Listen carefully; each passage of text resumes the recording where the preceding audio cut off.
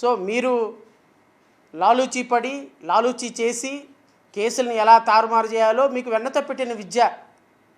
ఎందుకంటే మన బ్యాక్గ్రౌండే అది కదా.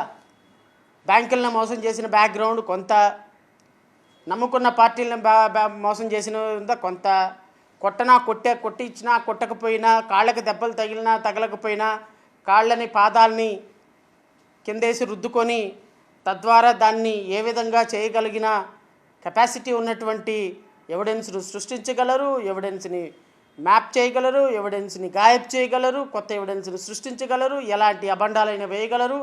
దెబ్బలు తగిలినా తగలకపోయినా హాస్పిటల్లో పడుకొని కాస్త కేసులు బట్టేంత వరకు, బెయిల్ వచ్చేంత వరకు నటించమని మీ యొక్క కార్యకర్తలకు చెప్పగలరు. ఇంత ఘనచరిత్ర ఉన్నటువంటి ఘనా పార్టీకి నేను పెట్టేటువంటి కేసులు మీరు భయపడతారని నేను అనుకోను.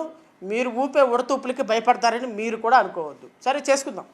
ఏదో నా మీద బార్ కౌన్సిల్లో కేసులు ఉన్నాయని, లేకపోతే న్యాయవాది నేనేదో నాన్ ప్రాక్టీసింగ్ అడ్వకేట్ ఉందని సుప్రీంకోర్టు రిజిస్ట్రార్కి రాసి ఏదో నీ ప్రయత్నం నువ్వు చేస్తున్నావు, నా ప్రయత్నం నేను చేస్తా, వెళదాం. అయితే నేను ఈ ప్రెస్ మీట్ ద్వారా రాష్ట్ర ప్రజలకు తెలియజేసేది ఏంటి అంటే, భారతదేశంలో ఉన్నటువంటి 29 రాష్ట్రాల్లో నాకు తెలిసి కేంద్రపాలిత ప్రాంతాలు పక్కన పెడితే మిగతా ప్రాంతాలలో అసెంబ్లీలు ఉంటాయి. అసెంబ్లీలో స్పీకర్లు ఉంటారు, డిప్యూటీ స్పీకర్లు ఉంటారు. స్పీకర్లకి, డిప్యూటీ స్పీకర్లకి ఈ దేశంలో ఎవరైనా రఘురామకృష్ణంరాజులాగా ఆ రాష్ట్రంలో ఈ విధమైనటువంటి మతాల మధ్య, కులాల మధ్య చిచ్చు పెట్టేటువంటి కార్యక్రమానికి ఎవరైనా ఒడిగట్టారా లేదా రాష్ట్ర ప్రజలు ఆలోచించమని చెప్తున్నా. రఘురామకృష్ణంరాజు అనేటువంటి ఒక వ్యక్తి నిత్య అసమ్మతివాది. మంత్రి పదవి ఇవ్వలేదని మీ ఎన్డీఏ కూటమితో మీకు పంచాయతీ. మంత్రి పదవి ఇచ్చారు, పక్కన పెట్టి నేను అడిగిన పదవి నాకు ఇవ్వకుండా ఒక పనికిమాలిన డిప్యూటీ స్పీకర్ పోస్ట్ ఇచ్చారు. అది ఎప్పుడో 6 నెలలకో 3 నెలలకో ఒకసారి కూర్చోబెట్టి 1 గంట 2 గంటలో, ఒక 5 రోజులో 10 రోజులో మీరు కూర్చోండి, మీరు మాట్లాడండి అనే పోస్ట్ తప్ప దానికి ఏమీ వివరం తవరం లేదు అనేటువంటి ఆలోచన మీకు నిత్య అసమ్మతితో ఉన్నారు అన్న విషయం నాకే కాదు, మీ కాన్స్టిట్యున్సీలో తెలుసు, తెలుగుదేశం పార్టీలో, కూటమి ప్రభుత్వంలో తెలుసు. నెంబర్ 2, మిమ్మల్ని ఎవరైతే కొట్టారు, అరెస్ట్ చేశారు, తీసుకెళ్లారు, సునీల్ నాయకో, XYZ మిగతా వాళ్ళందరూ ఎవరైతే మీరు పోరాటం చేస్తున్నారో, ఇంక్లూడింగ్ జగన్మోహన్ రెడ్డితో సహా, మీ కేసుల్లో జగన్మోహన్ రెడ్డి, మాజీ ముఖ్యమంత్రి వైఎస్ జగన్మోహన్ రెడ్డి గారు కూడా నిందితుడిగా ఉన్నప్పటికీ కూడా వాళ్ళెవరిని అరెస్ట్ చేయలేదని ఇది ఇంకొక అసమ్మతి. మీకున్నటువంటి అసమ్మతులన్నీ కూడా, మీకున్నటువంటి డిస్సాటిస్ఫాక్షన్ అంతా కూడా మీరు రాష్ట్ర ప్రజల తరపున రాష్ట్రంలో 1 కోటి మందికి పైగా ఉన్నటువంటి ఒక వర్గం మీద విషం చిమ్మటం అనేది కరెక్టా కాదా ఒక్కసారి ఆత్మపరిశీలన చేసుకోమని కోరుతున్నాను. రఘురామకృష్ణంరాజు గారు, మీరు కాన్స్టిట్యూషనల్ పోస్ట్లో ఉన్నారు, ఒక కాన్స్టిట్యున్సీకి నాయకత్వం వహిస్తున్నారు. మిమ్మల్ని అరే ఒరే తురే అంటాం ఎంతసేపు, పిచ్చి కుక్క అంటాం ఎంతసేపు, మెంటలోడా అంటాం ఎంతసేపు, 2 నిమిషాల పని ఇదంతా కూడా. కానీ మీ స్థాయికి మీరు అట్లా మాట్లాడారని నా స్థాయికి నేను మాట్లాడలేను.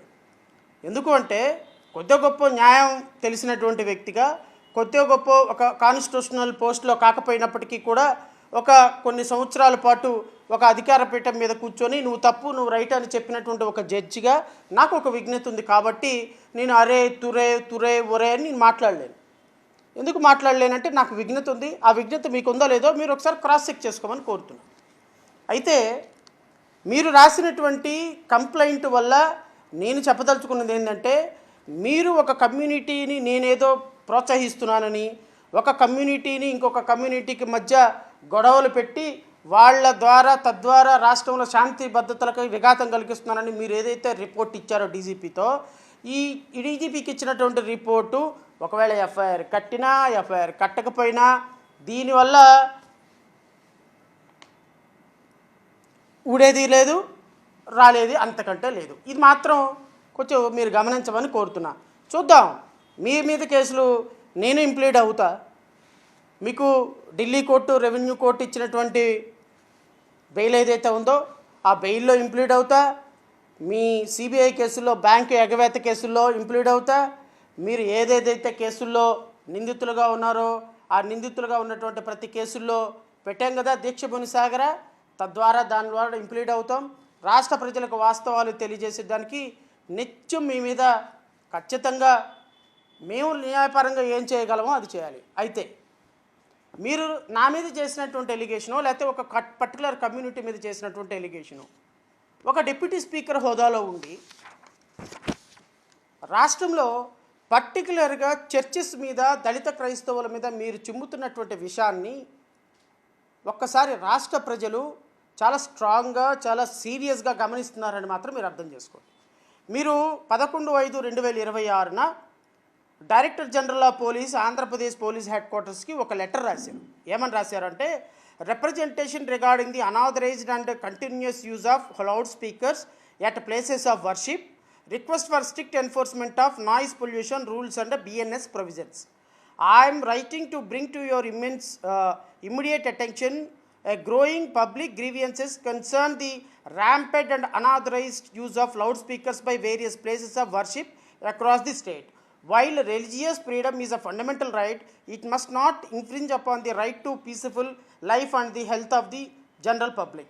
As per the noise pollution XYZ అని చెప్పి ఈ లెటర్ని మీరు అధికారికంగా ఒక డిప్యూటీ స్పీకర్ హోదాలో డీజీపీకి రాశారు.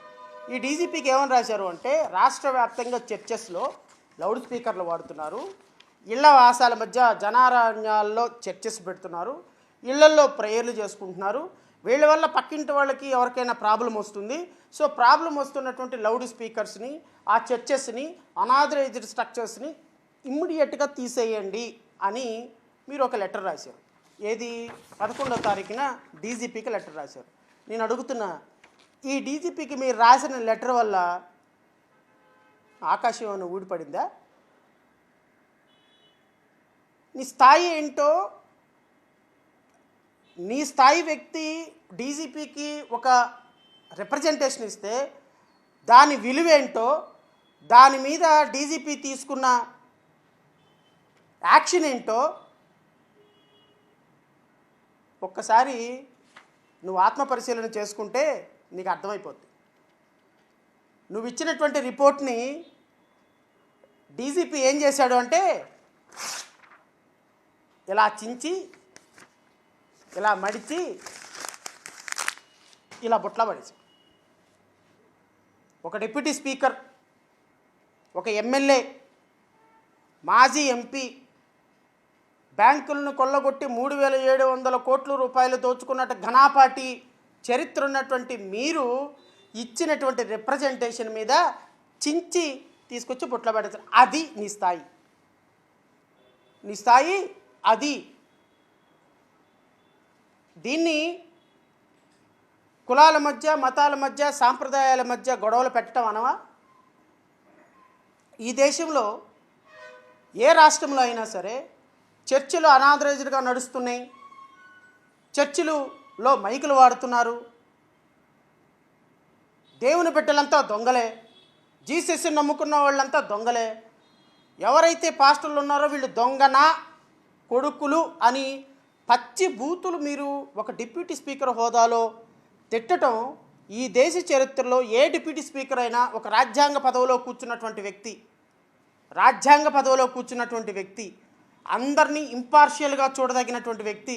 ఎందుకు అంటే, నీకొచ్చే జీతంలో, నీకొచ్చే 4 లక్షల జీతంలో, నీకొచ్చే ప్రభుత్వ లాంఛనాలలో, నీకు పక్కన ఉన్నటువంటి సెక్యూరిటీల్లో నువ్వు ఎక్కడికి వెళ్తే అక్కడికి ప్రోటోకాల్ పెట్టే దాంట్లో క్రిస్టియన్లు కట్టే ట్యాక్స్ పన్నులు ఉన్నాయి, ముస్లిమ్స్ కట్టే ట్యాక్స్ పన్నులు ఉన్నాయి, పాస్టర్లు కట్టే ట్యాక్స్ పన్నులు ఉన్నాయి, సామాన్యులుగా మేము కట్టే ప్రొఫెషనల్ ట్యాక్స్లు ఉన్నాయి.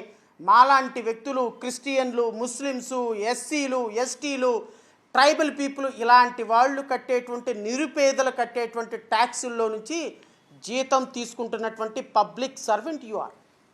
నీకెక్కడుంది ఆ స్థాయి? నాకు అర్థం కాదు. ఒక కమ్యూనిటీని రిప్రజెంట్ చేసే స్థాయి, ఒక కమ్యూనిటీ మీద దాడి చేసే స్థాయి నీకెక్కడుంది?